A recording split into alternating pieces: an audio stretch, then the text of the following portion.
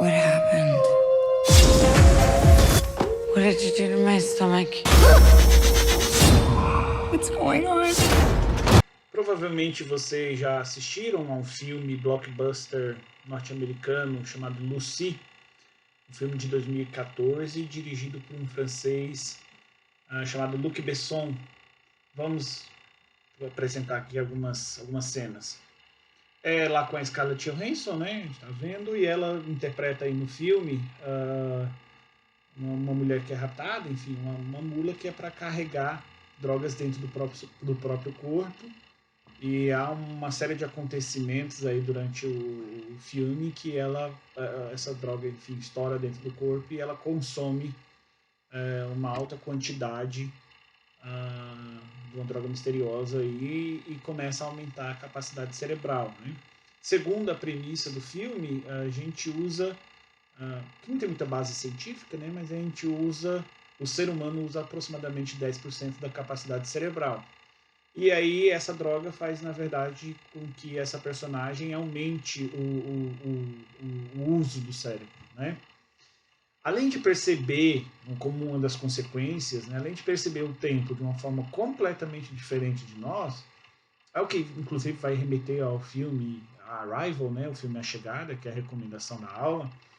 O legal do filme é quando ela justamente começa a acessar mais inteligência e começa a se tornar e começa a cogitar a ideia de somar sua capacidade cerebral com a capacidade de processamento das máquinas. E aí o final aí é um spoiler, mas a gente consegue meio que antecipar. Ela começa a se unir a essa rede super global de informação, né? Ela se torna uma espécie de consciência ubíqua, que vai estar em todos os lugares, né? Então ela expande 100% do cérebro físico, corpóreo, biológico e vai se juntar aí a capacidade de processamento, de lidar com a quantidade de informação das máquinas.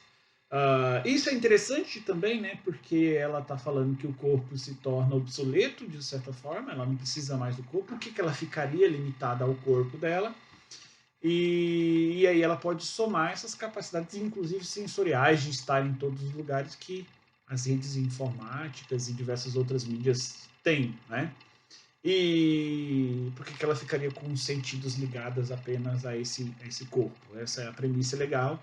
E eu acho que vale a pena, inclusive, retomar alguns teóricos aí da comunicação que vai justamente refletir como as tecnologias e os meios de comunicação expandem nossa capacidade sensorial e corporal. Né? Vamos pensar o próprio termo televisão, né? Tele à distância, visão à distância. E eu acho que vale super a pena revisar o podcast do professor Gustavo, da disciplina de teorias, principalmente o episódio 3, quando ele vai falar do McLuhan, dos estudos do meio. Né? Revisem lá para a gente ganhar um pouco mais aqui também. E aí a gente pode, por exemplo, ver essa próxima cena, essa outra cena. Né?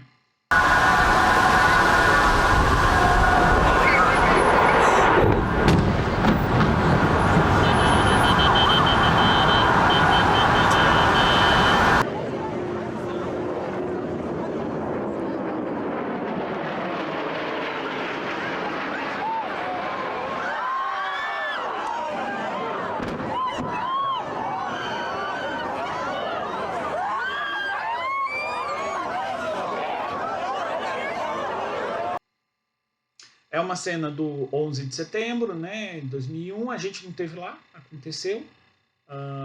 E a grande pergunta é, mas apesar de não ter estido lá, né, uma câmera estava ligada, estava presente, e esse sinal e essa imagem foi traduzida, né, foi codificada e chegou até a uma tela em frente aos meus olhos e meu olho completou essa informação. Então é como se o meu olho estivesse lá por meio dessa tecnologia, né, por meio desse aparato tecnológico e eletrônico, na verdade, a gente pode pensar que essa televisão, né, e essa TV é uma extensão do meu olho. Né? Isso são essas questões fundamentais que esses teóricos da comunicação vão colocar. Né? Mas talvez uma das primeiras tecnologias que externalize coisas do meu corpo tenha sido justamente a escrita. Né? sei lá, temos autores que podem ter morrido, né? E a gente acessa diversas informações, ideias de autores que não estão mais aqui, mas que colocaram esse conhecimento e essa informação em algum tipo de suporte. E a gente consegue acessar para além do tempo e para além desse nosso espaço. Né? Mas antes da escrita, que vai ser o tema da próxima aula, a aula síncrona, né? A gente teve também os aspectos da oralidade. Como a gente fala, e é muito comum e é muito natural, a gente não entende que tem todo um aparato técnico de linguagem, né, de cultura, que formatou a forma que eu formatou a compreensão do que eu falo. A gente aprende a falar, a gente vive na oralidade por aprendizado, né? E eu acho que é isso que é interessante a gente pensar como um bloco dessa aula, né? desse momento. Então vamos focar na fala, né? Na oralidade. Se a gente voltar lá para o filme Lucy, acho que é um exercício interessante para a gente pensar de onde que vem, né, esse nome Lucy do filme, a que ele se refere.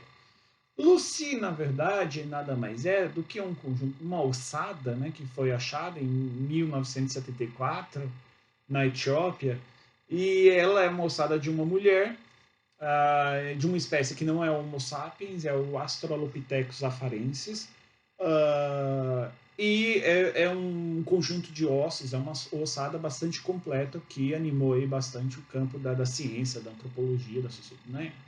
Diversas áreas do saber.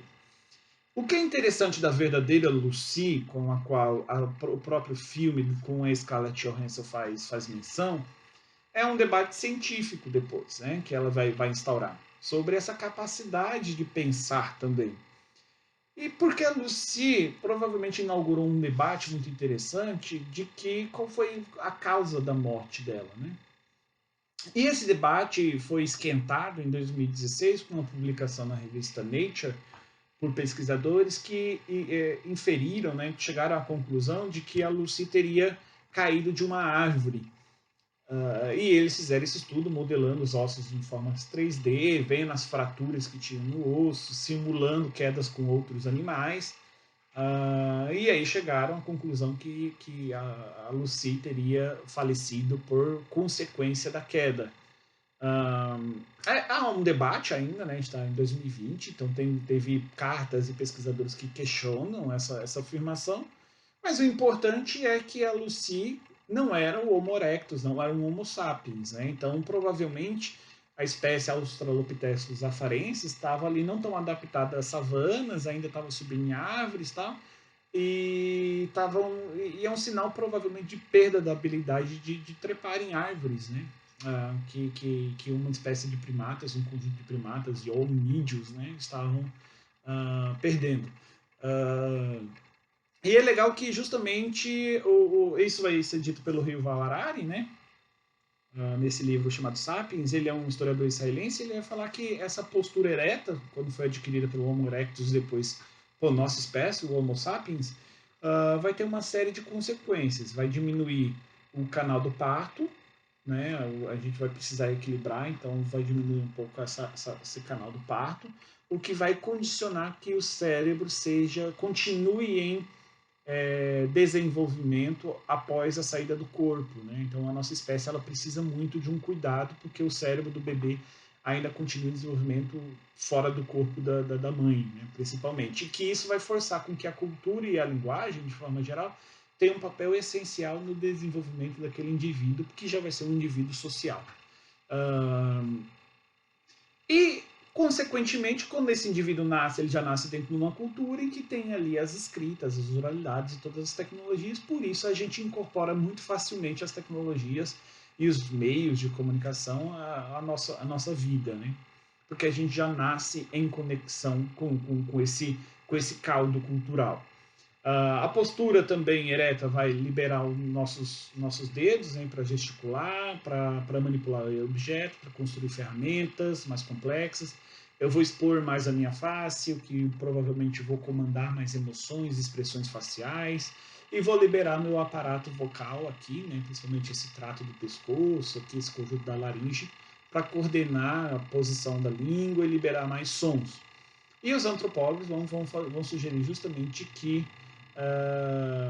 isso tudo vai, né, o caldo cultural vai condicionar e vai complexificar, inclusive, o meu cérebro, fazendo com que ele crie mais conexões ao longo do tempo. Vamos dar um pouco mais de olhar para essa característica oral, conforme eu prometi, né?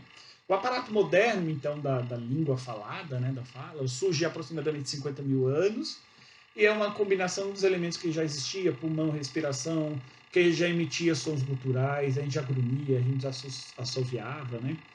E a gente consegue, com esse aparato, hoje, produzir cerca de 135 a 185 palavras por minuto, o que é um alto grau de eficiência, considerando que não basta só falar, eu tenho que ser entendido facilmente também, né? Então tem uma velocidade aí importante.